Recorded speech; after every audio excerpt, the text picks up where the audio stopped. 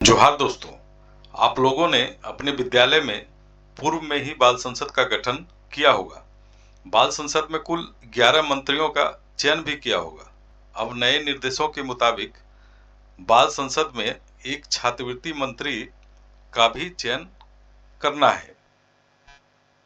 छात्रवृत्ति मंत्री के कार्य और दायित्व। कल्याण विभाग झारखंड सरकार के द्वारा मिलने वाले छात्रवृत्ति राशि की जानकारी विद्यालय में अध्ययनरत छात्र छात्राओं को देना, ये छात्रवृत्ति मंत्री का कार्य होगा। अब छात्रवृत्ति राशि कितनी मिलती है? तो कक्षा 1 से 5 तक के बच्चों को 1500 रुपये की राशि मिलती है।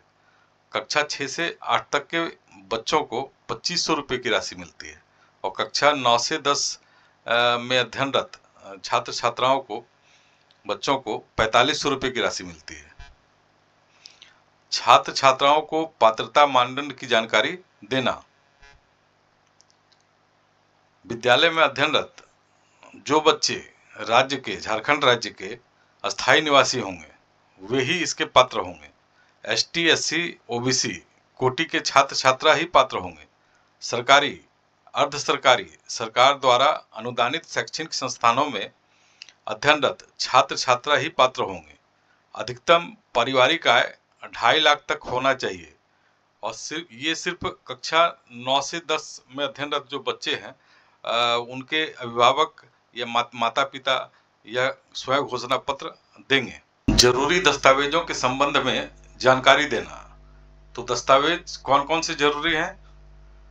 छात्र छात्रा का आधार कार्ड, आधार लिंक बैंक खाता, अभिभावक द्वारा आय संबंधी स्वयं घोषणा पत्र।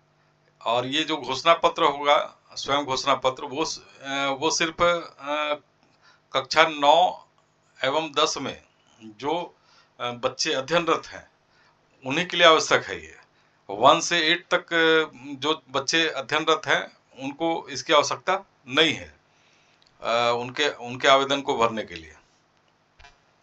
और चौथा है मोबाइल नंबर। अब मोबाइल नंबर पर भी एक बात ध्यान देना है कि एक मोबाइल नंबर से 2 ही बच्चे का रजिस्ट्रेशन हो सकता है। अगर किसी माता पिता के 3 या 4 संतान है तो 2 से ज़्यादा के लिए एक मोबाइल नंबर से 2 ही बच्चे का रजिस्ट्रेशन होगा और फिर तीसरे बच्चे के लिए या चौथे बच्चे के लिए फिर दूसरा मोबाइल नंबर चाहिए। आवेदन प्रक्रिया और आवेदन के अंतिम तिथि की जानकारी। आवेदन की प्रक्रिया एवं अंतिम तिथि। कक्षा 1 से 10 तक आवेदन विद्यालय के प्रधानाध्यापक, जिनको आईएनओ भी कहते हैं, आईएनओ का मतलब हुआ इंस्टीट्यूट नोडल ऑफिसर, द्वारा किया जाता है। शैक्षणिक सत्र 24-25 हेतु प्रधानाध्यापक पोर्टल पर, जो ई कल्याण पोर्टल है, उस पर प्रविष्टि एवं सत्यापन की अंतिम तिथि 20/9/2024 है। 20/9/2024 है। डीएनओ यानी डिस्ट्रिक्ट नोडल ऑफिसर के स्तर से संबंधित विद्यालय के प्री मैट्रिक छात्र छात्राओं का सत्यापन एवं भुगतान की अंतिम तिथि 30/10/2024 है। 30/10/2024 तक बच्चों के खाते में पैसा पहुंच जाएगा। शिक्षकों और स्कूल प्रशासन के साथ मिलकर यह सुनिश्चित करना कि उनके स्कूल में सभी योग्य छात्र छात्राओं का आवेदन पूरा हो चुका है। ये जो छात्रवृत्ति मंत्री रहेंगे उनका कार्य होगा। ये जितना भी हम पहले भी डिस्कस कर चुके हैं वो सब कार्य छात्रवृत्ति मंत्री का होगा। आवेदनों का रिकॉर्ड